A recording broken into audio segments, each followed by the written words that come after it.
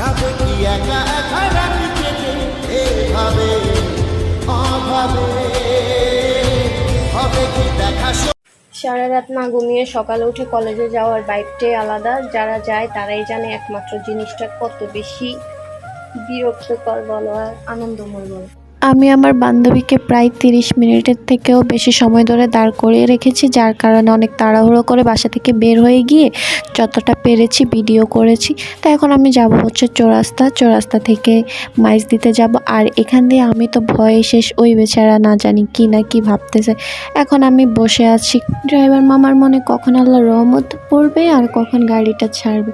তো ফাইনালি গাড়িটা ছেড়ে দিয়েছে। আর এই যে তোমাদেরকে বড় মতো আবারও একটু করে আমাদের নোয়াখালীর রাস্তাঘাট দেখাচ্ছি। তো ওই যে বলছি না, না বললে না, এভাবে তোর না উড়ানোটা আমার স্বভাব, তাই না?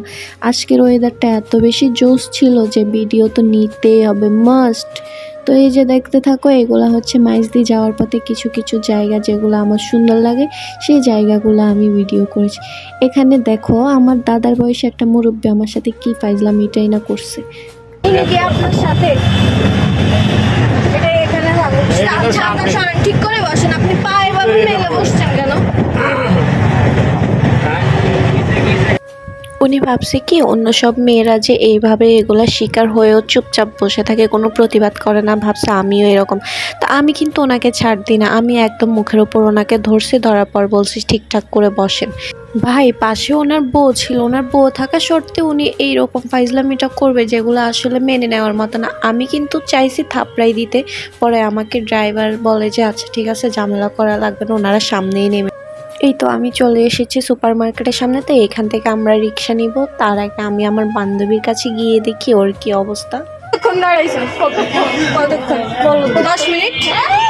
মহিলা কলেজ রিক্সায় উঠে গিয়েছি, এখন যাওয়া যাক আমাদের কলেজ।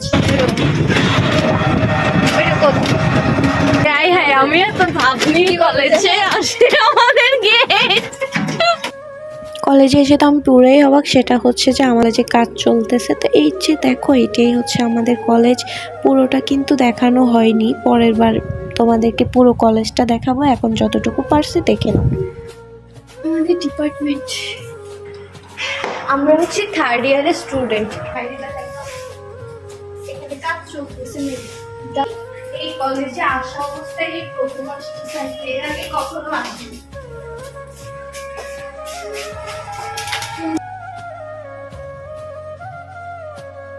আমাদের কলেজের কাজ শেষ, এখন আমরা যাচ্ছি ফুচকা খাওয়ার জন্য। ফুচকা খেয়ে আমরা বাসায় চলে যাব। তার আগে আমি আমার বান্ধবীকে বলে যে চলো আমাকে কয়েকটা ভিডিও করে দাও সুন্দর করে।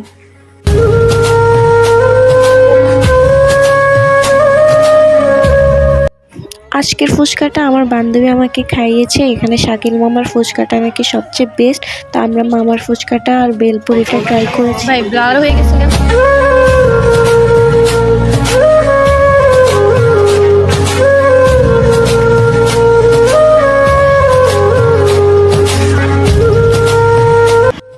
ফুচকা টুচকা খাওয়া শেষ করে আমরা কয়েকটা ছবি টবি তুললাম। তোলার পর এখন আমরা চলে যাচ্ছি বাসার উদ্দেশ্যে। তো এখানে এই ভিডিওটা অলরেডি আমি আমার রিলসে আপলোড দিয়েছিলাম, এখন আরেকবার দিয়ে দিলাম।